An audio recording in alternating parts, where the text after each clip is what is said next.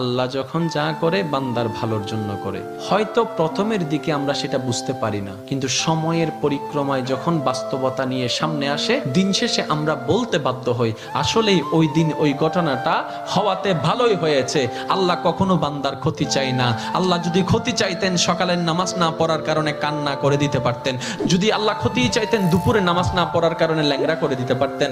আল্লাহ সেটা চান না। আল্লাহ চাই বান্দার সব সময় ভালো। আর মা তো দেখেন জন্ম দেওয়ার কারণে সন্তানের তো অপরাধ করার পরও মা সন্তানের প্রতি কতই ভালোবাসা, কতই মায়া, বাবার কাছ থেকে সন্তানের পিঠকে বাঁচাই ফেলছে, এরকম হাজারো মা আছে ওই মায়ের জন্য। কিন্তু আল্লাহ পাক রব্বুল আলামিন বান্দার উপর কতটুকু ভালোবাসে দিয়েছেন সেটা আমরা বান্দারা বুঝতে পারি নাই বলে শয়তানের ফাঁদে বারবার পা দিয়ে আটকাই যাচ্ছি। মনে রাখবেন, মনের মধ্যে কথাটা বসাই ফেলবেন, আল্লাহ যখন যা করে বান্দার ভালোর জন্যই করে।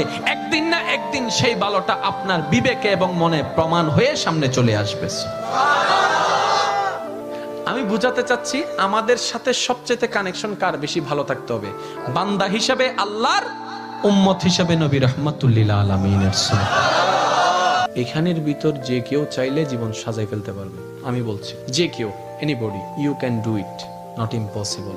বিকজ ইম্পসিবল শব্দটাকে যদি একদম ভালো করে গভীরভাবে দেখেন, সেখানের ভিতর আপনি আশ্চর্যভাবে একটা জিনিস দেখবেন। ইম্পসিবল একটু যদি ডিফাইন করেন,